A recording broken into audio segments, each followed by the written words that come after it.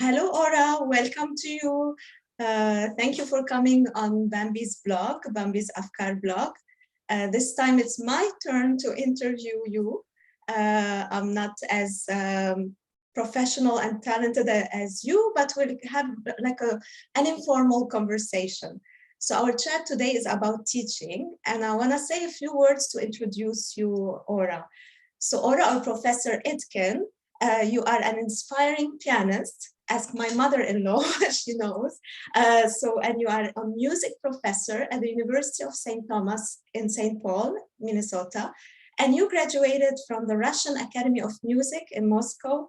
Then you emigrated to the Middle East, and you graduated from Tel Aviv University, also I think from the Hebrew University of Jerusalem's Reuben Academy of Music. What an impressive academic training, and following which your career began to shine, so your performing career. In addition to your teaching, you are both, and please correct me if I'm wrong, a productive soloist and also a chamber musician, right? Okay, so in my mind, one thing is very clear. Your students are so lucky, and I want to say blessed even, and I'm not using that term lightly, to have a genuine professor or educator like you, Ora, because you foster both critical thinking and creative thinking. And I find this remarkable, especially in our times that I like to call collectively insane times, because they are filled with increasing or suffocating political correctness, or this censorship drive. So I'm talking both about self-censorship that we impose on ourselves, and also censorship that others may impose on us. So related to this, while chatting with you, when you interviewed me twice, once with Dr. Timothy Jackson, and the other time when we chatted about coffee and fun things, I couldn't help not to tell myself that I would have loved to be your student sitting in the classroom, one of your students. So this thought motivated me to invite you today for a conversation on your teaching philosophy and practices, to learn from you and to share with the readers or listeners of the blog. So thank you for having accepted. I know you're very busy at the end of the term, and maybe you want to correct me or add to what I said? Was this an accurate introduction? First of all, Rima, right away, can I jump in? Yes, please. I will correct you on all fronts. First of all, I don't consider myself interviewing you twice, but for me, it was more a conversation and trying to figure out what kind of human being you are. Thank what you. Makes you tick. Secondly, I think of myself as simply Ora, because when I think about word academic, it's immediately put me into confinement of certain environment. When I'm introduced as solo pianist, it put me into confinement of being certain kind of musician. And if you call me a professor, it puts certain hat on me, and I like changing hats. It's like being, in a way, in a theater. I can be that, I can be that, I can be that. And that's why actually teaching profession is very intriguing to me every single day, because I never know which hat I will wear. How interesting. And what I will turn to be during the class, whether class with one-on-one student, with a little kid, or with adult, with college student, or in a group setting, in a classroom where I teach undergrad classes. So interesting. Call me simply Ora. Ora, the multi-talented Ora, I want to say. Please allow me to say it. Welcome again. I have a few questions, but as you said, it's a conversation, it's a chat. So I'm going to start with a really basic one. I'm curious to know what has inspired you to teach, to be, you're a pianist, you said you're an artist, you have all these hats. What has inspired you to become a teacher, a music teacher? It happened to me. I didn't choose it intentionally. There wasn't such a day when I decided, okay, from day one, from Monday of such and such, I will become a music teacher. And even there wasn't a moment when I decided I want to be a musician. I simply felt that music became huge necessity in my life, just like teaching became necessity in my life. But it's happened to me, and I realized it's challenging because it pushes me to constantly figure things out. Mm-hmm. Same in music and in teaching, it keeps me on my toes, because in order to understand something, I have to try to make it so clear to the person in front of me, as young as 5-year-old, that it helps me to understand something. So for me to teach is to be a student myself, is constantly be in the shoes of a student. So I would call myself a student of life, whatever. So yes. As simple as that. I totally see what you mean, especially when I think of courses, first-year courses, introduction in my field in psychology, like explaining complex concepts and making it as simple as possible. There's something beautiful about that, and I see what you mean. We learn while teaching, so there is something like students. I see what you mean. You expressed it very well. But that's not one of my questions, it just came to my mind. How do you find the time to switch hats? Like you perform, you teach, you must be very organized. No, I'm not organized. I don't know. I guess I do it organically, because in some point in my life, I wanted just to perform. And I would find myself feeling in a way incomplete, because one part of me is missing. And if I just teach, the other part of me is missing. So I need both to grow as a musician. I have to get myself out of that head to get to another head of a teacher in order to play better. So it's being in a dynamic process of constantly moving from one to another. That's what I enjoy the most. Not being cornered to do one thing or another thing. So complementing each other, and that's the richness of it. Thank you. Well, you talked about being a student while teaching. Let's go back to you as a student, a real student. What can you share about the learning experiences you have had as a student? Well, I would say something probably radical for many listeners. I would say what shaped my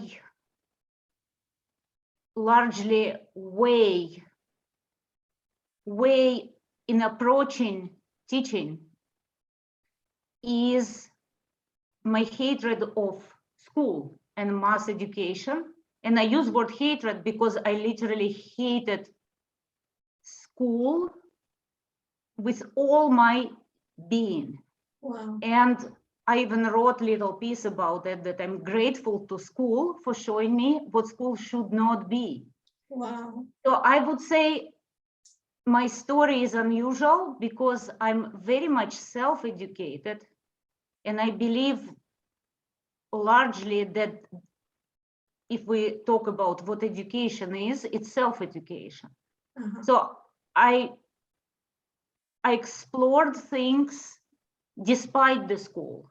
I read books despite the books that were assigned at school.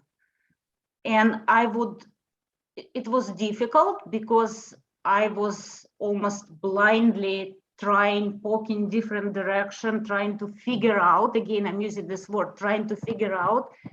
And that process of poking and probing different directions, it's not a straight road, right? It's it's like a hiking trail. But on the other hand, I guess it gave me deep enjoyment of the process of exploration itself. Mm-hmm. Exploring for the sake of exploring. And if you find something exciting, it happens by accident. And that's, I guess, what I try to provoke in my students, the desire, curiosity, and interest to explore. Not to get a grade, not to get a degree.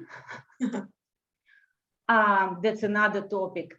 But exploring something that you don't know, that you are unfamiliar with, which can be quite dangerous, quite risky, not knowing where it leads you, but keep going. So if it makes sense, intellectually, emotionally. And if we talk about music, I guess music for me became an exploration of myself on many levels, exploration of my emotions, oftentimes unsettling, turbulent, dark emotions that I didn't know how to deal with.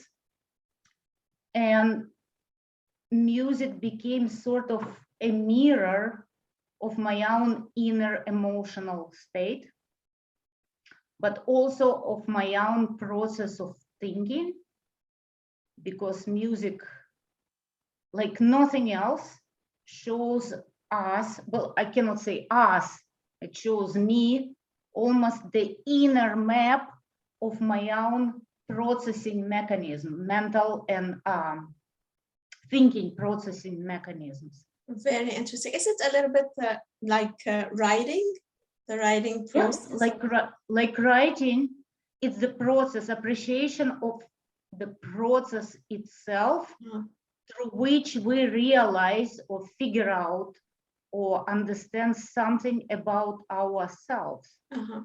So for me, teaching, again, it's understanding something about myself. I'm very selfish, right? It's about me. But I guess maybe because I'm so immersed in this process, because I teach what's interesting to me. Because if I teach something for the sake of, okay, certain assignment, I can't imagine myself teaching something that I'm not deeply interested in figuring out, because then it won't be real, then I will not be real, and students feel it. Because I have to be absolutely brutally honest with myself and with my students, and they feel it. So I guess that's kind of contagious process, and students speak on that. Very interesting.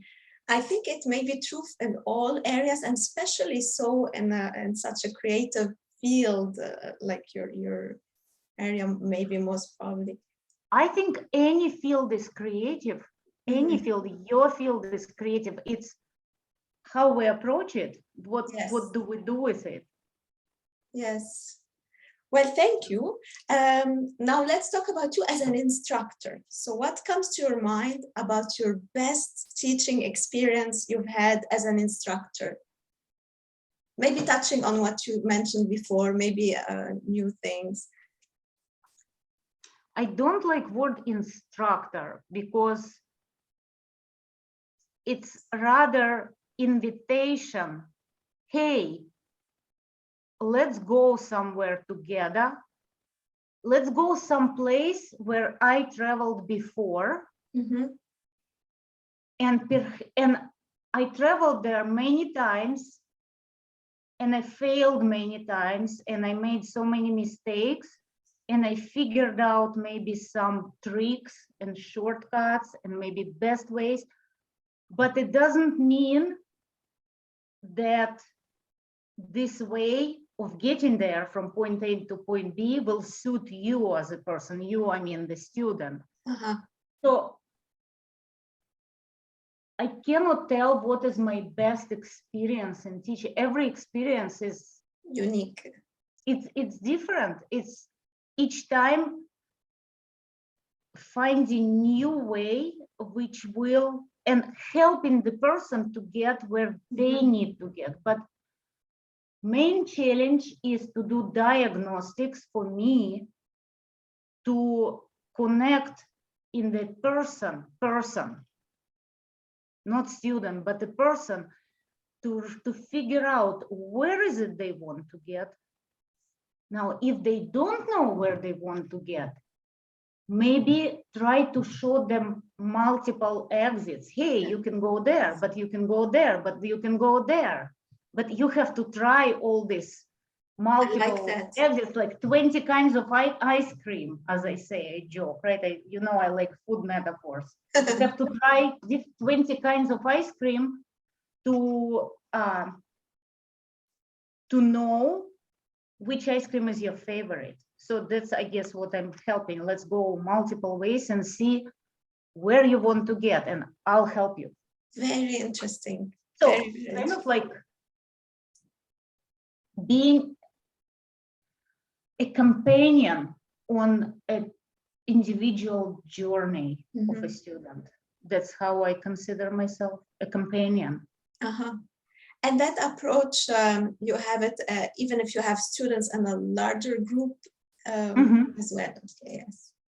Larger group is different because,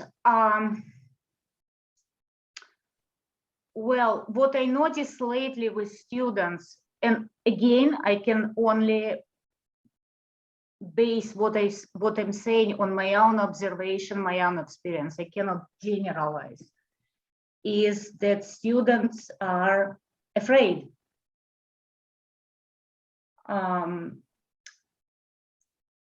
And in order to help them, I cannot make them unafraid, but what I can do, I can be unafraid myself and see where it leads us. And that's how I teach. I go where I want to go. And oftentimes, these are very difficult questions that we explore. And I'm very honest to the point that I openly tell my students, hey, I'm struggling with this dilemma. Help me.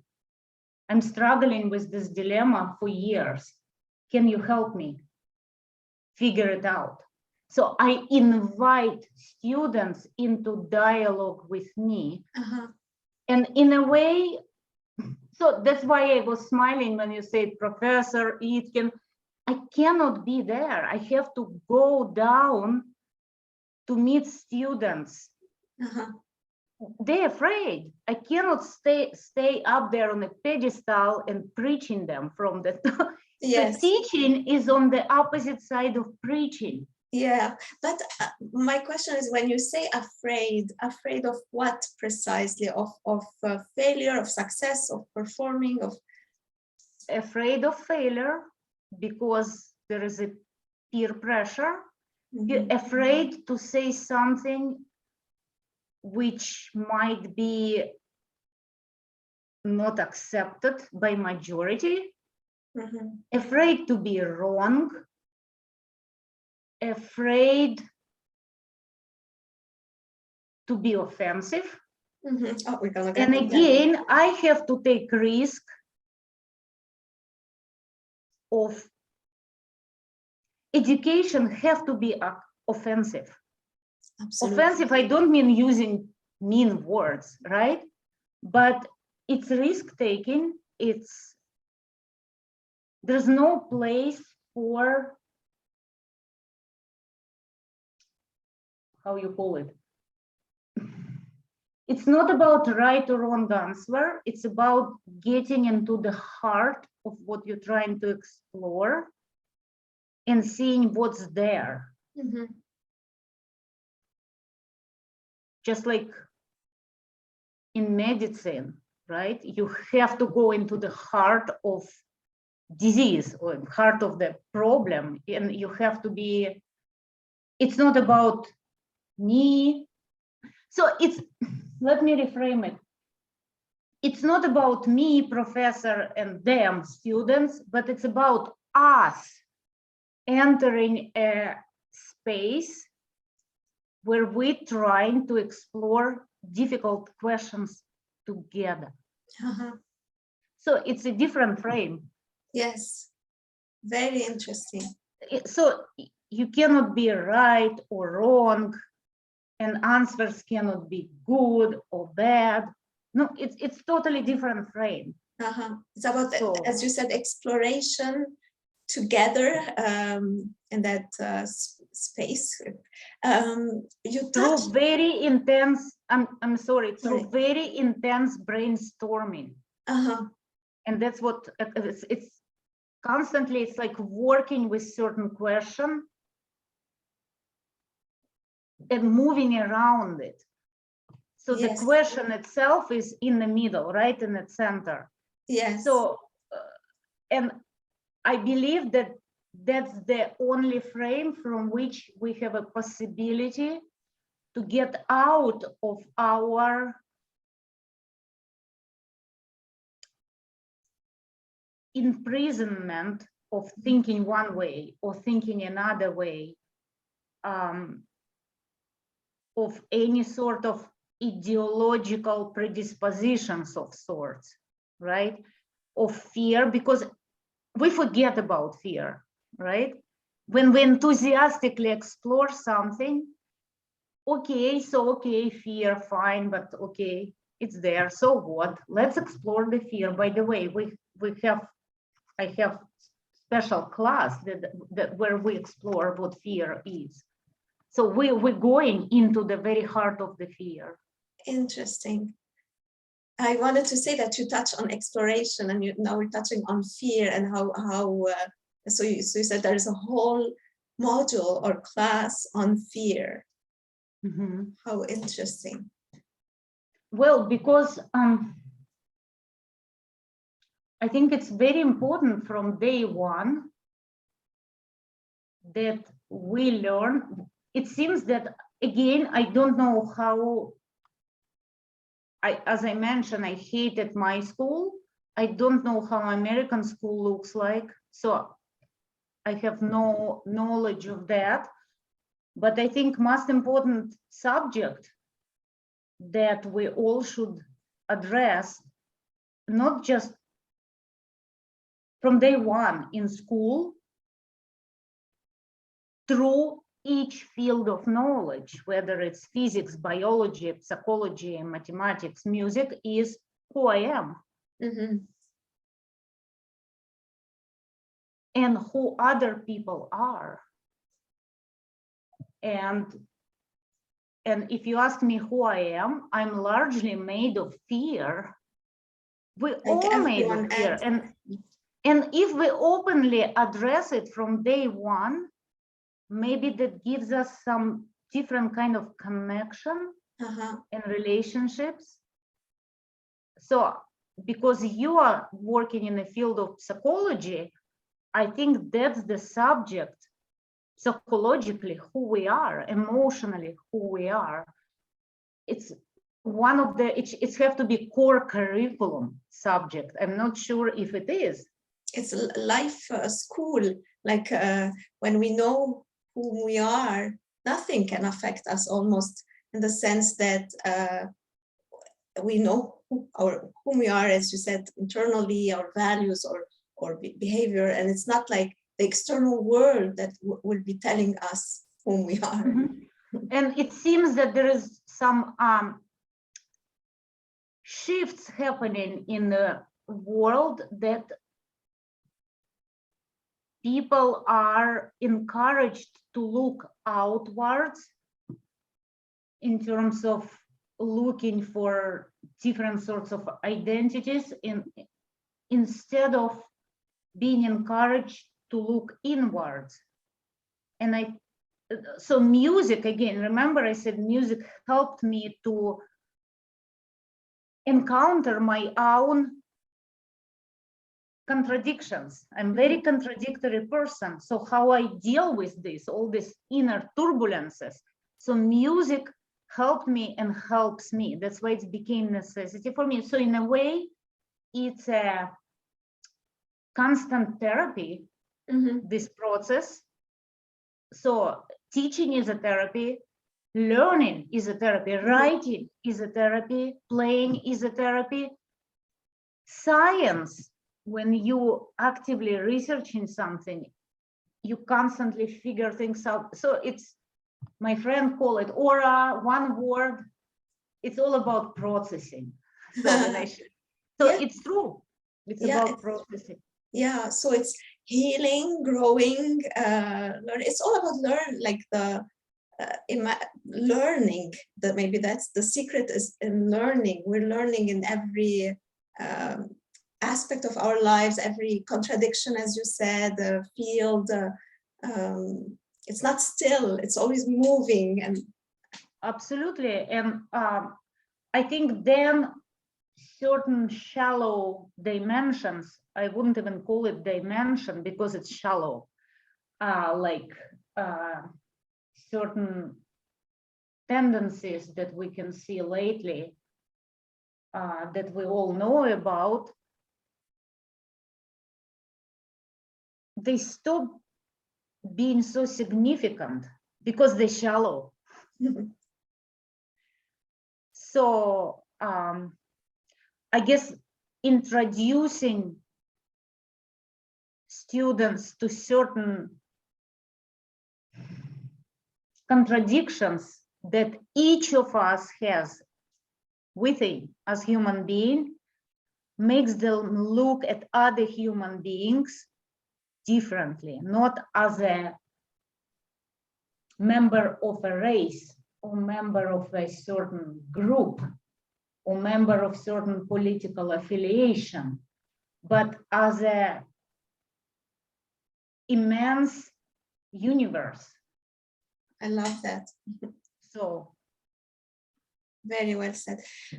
You addressed that, but I'm going to ask it still because maybe there is something else that will come. You talked about exploration and you encourage students to explore, and also, of course, each course goal is unique and different. And I know you teach all levels. You mentioned adults, you mentioned seniors, young adults or kids even. But in general, what do you try to achieve in your students with your teaching?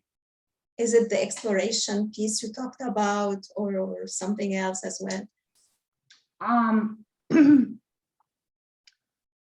trying to expose my students to ambiguities and complexities of the world and of ourselves. So they will get out of my class having more questions than they had when they came to my class. Interesting. Not resolving those questions, but making their mind spinning around when they leave class. Make them puzzled, make them wonder what's going on, make them confused, uncomfortable. Yeah. And me together with them. I'm in the same boat. I love that. Thank you for sharing. Well, now I'm going to get into the topic of what we are saying, that it is hard to be creative and in the circumstances we live in. An increasing number of professors in the States, in Canada, in other parts of the world like Sweden, France, the UK, they report being too afraid of offending someone in the classroom. Have you had such a fear yourself while teaching? And if so, how did you deal with it? I'm not afraid. You know why? Because I know myself. Mm-hmm. I know that I'm not racist. I know that I'm not fascist. I know where I'm standing at. I know that I'm trying to be open-minded. And I know that I look at each person, as I told you, as a unique universe. And I don't care about the color, the identity, the gender, and the genitalia. Mm-hmm. And I don't call people by their pronouns. I call people by their names. Mm-hmm. And that's how I want them to call me by my name, not by my pronoun. So, and these are the grounds that I established from the beginning, and I'm very serious about it. But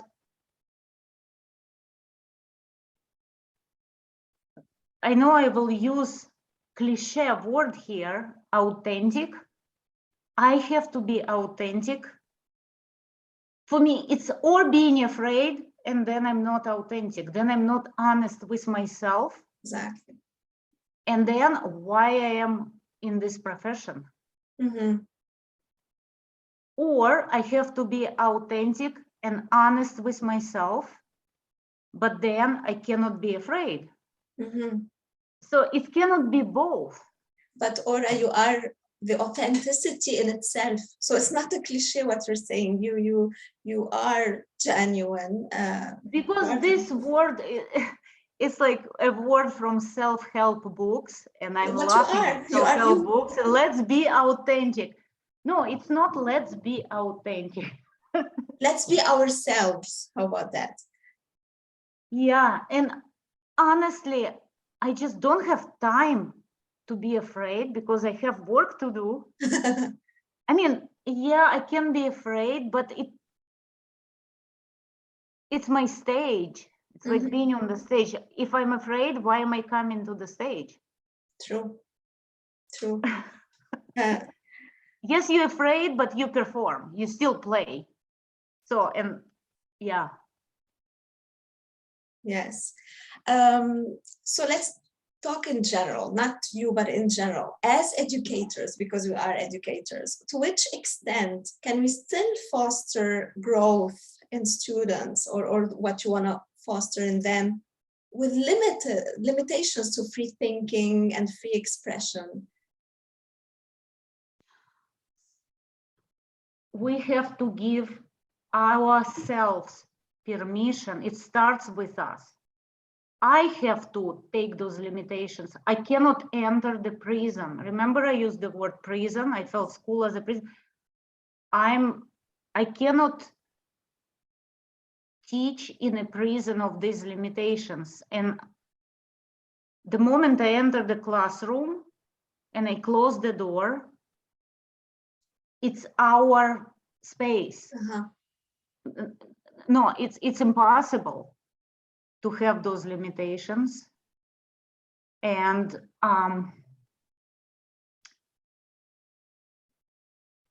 it's funny because I sometimes joke with my students. I tell them, okay, if you want, go ahead and cancel me. What do But they you're going to cancel yourself. Yeah, I openly talk about those things that bother me. Yeah, and I think students, it's also coming from my respect to students.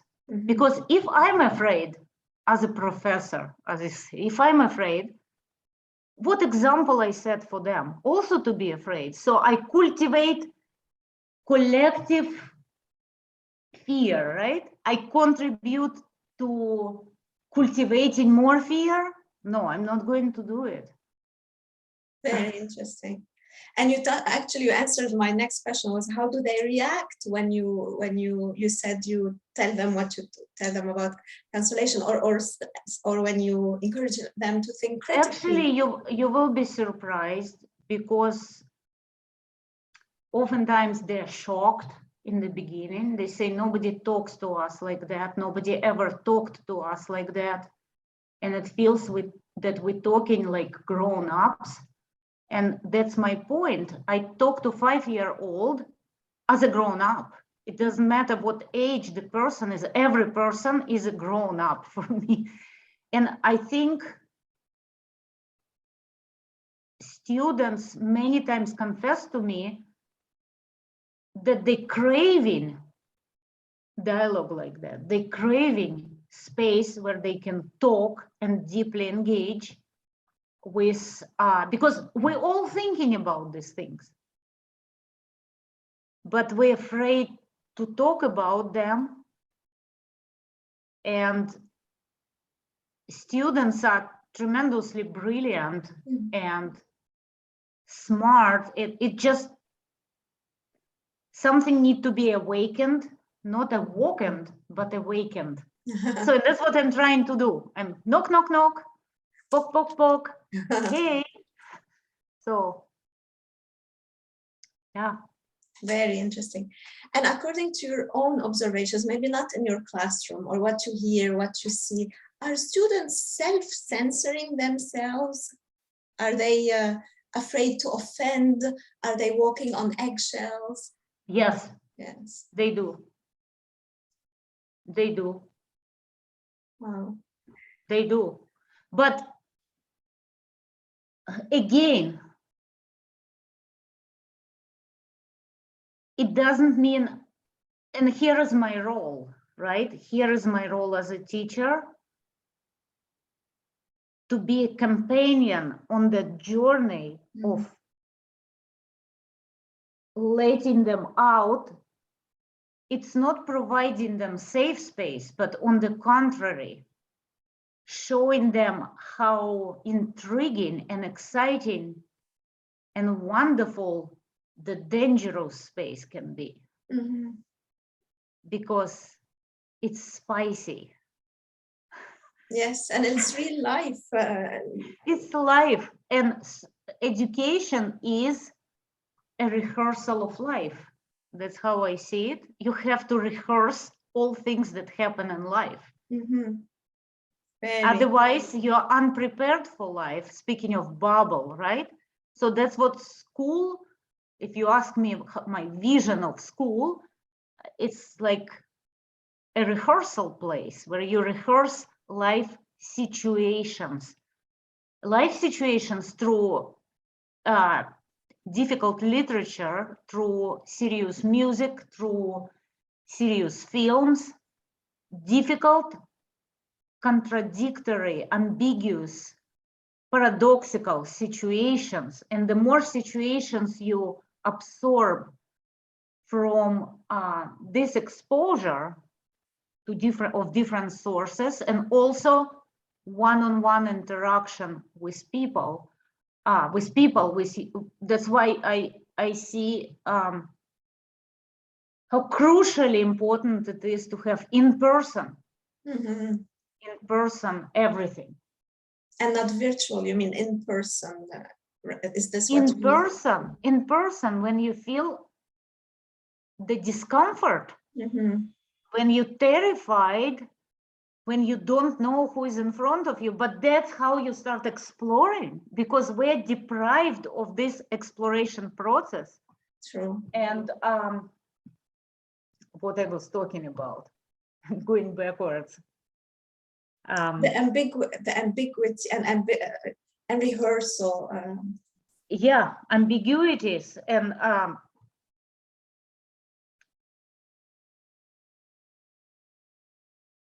I guess once you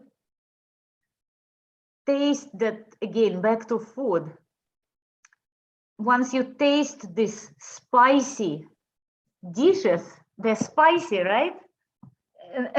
They're delicious spicy. But delicious spicy, you want more.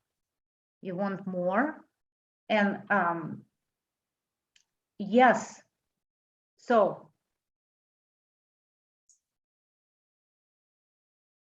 I mean, there's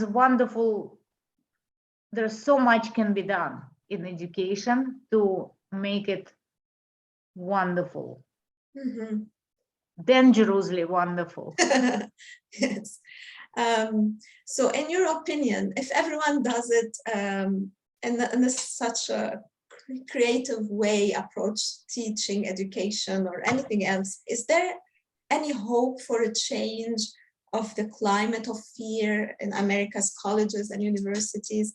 Do you see it in the short term, long term? And if you don't see it, what do we do in the meantime? How do we navigate this? How do we survive? How can we contribute to change, each one of us? I think it's every teacher who profess teaching, right, should look into the mirror and ask themselves question: what is it I'm teaching? Why am I doing what I'm doing? So in front of mirror, asking these questions, and am I teaching fear? Am I teaching censorship? Am I teaching ideology?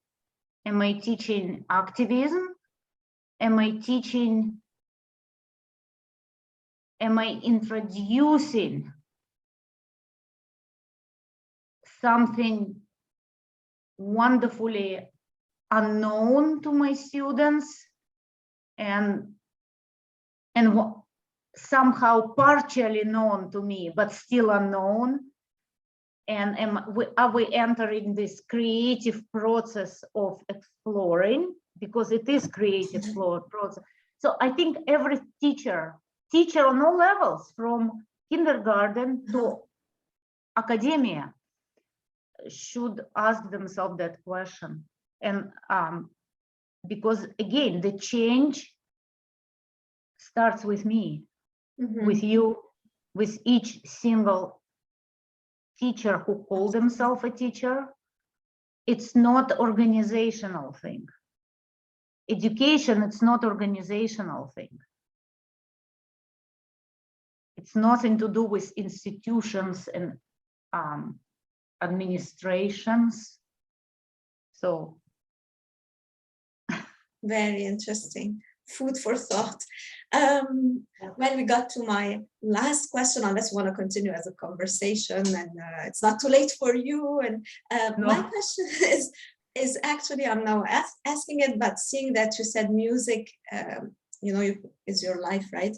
But it may be impossible for you to imagine your life without music. But had you not been a musician, a pianist, a musician, what would you be doing to earn a living and to be fulfilled? I'm curious.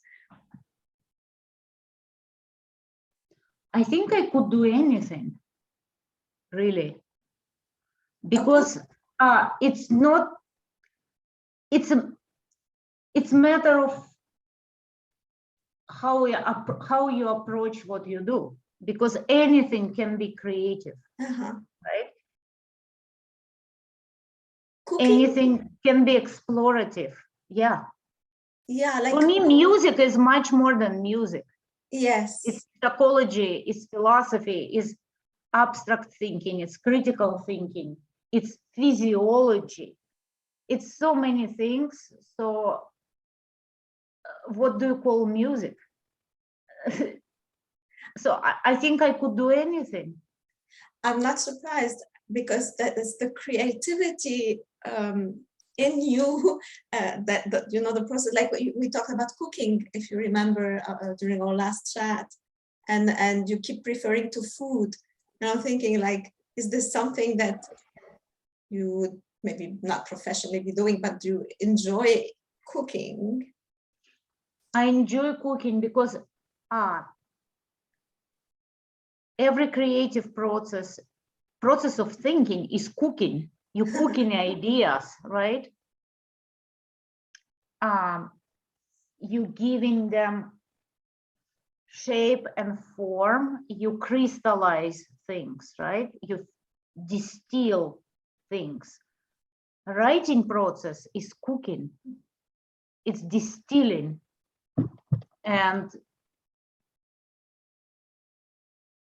scientific method is cooking. It's probing and trial and error, right? Yes. Try to bake a cake, a wonderful cake from the first time, you will fail. So it's failing many times, right? So practicing failure is most important component of education as well. So music, for me, it's practicing failing. It also keep my ego at bay. So yeah, practicing failing. Very interesting. Wow. Would you like to add something or come up with a question and answer it, or come up with the question? I want to ask you. What you are afraid, if anything, in your teaching? What's most terrifying thing for you?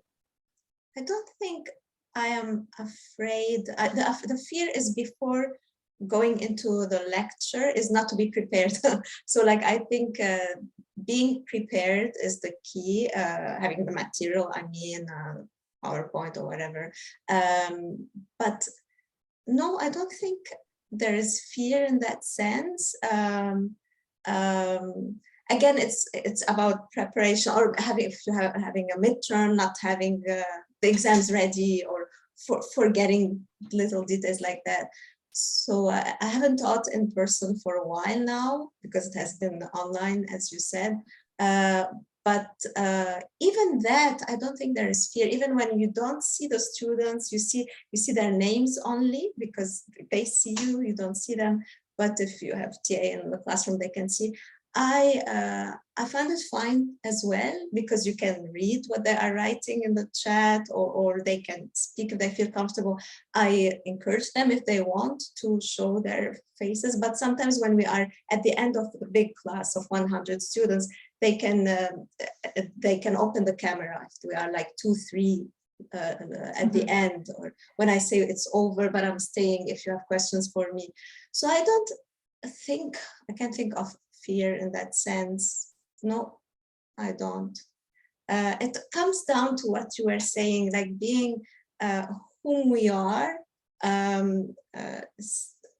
basically. So like, even if we're saying something, mispronouncing a term, let's say, or maybe pronouncing a name like a French name, or not English, or something like that.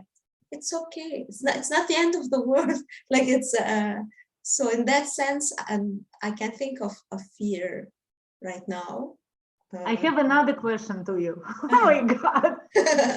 Last one, I promise. What other things, or even one thing that you realized about yourself, you learned about yourself through your teaching? What it helped you to discover about yourself? I think, of course, I love the material, but I love people in general, and I love students. I love my students dearly. So I don't know what I love about teaching up until now. Is it the process, as you were talking about all these processes? Is it the relationship? Is it to see the students from one place going to another, and like a flower kind of blooming, or being challenged to let's say, they were afraid of submitting an assignment, fearing that they will not be able to make it, and challenging them to say, give it a try, and if it doesn't work, have an extension or whatever the deal, talking about it, accommodation. that is a real reward and pleasure to see them succeed and going over and beyond themselves and making it.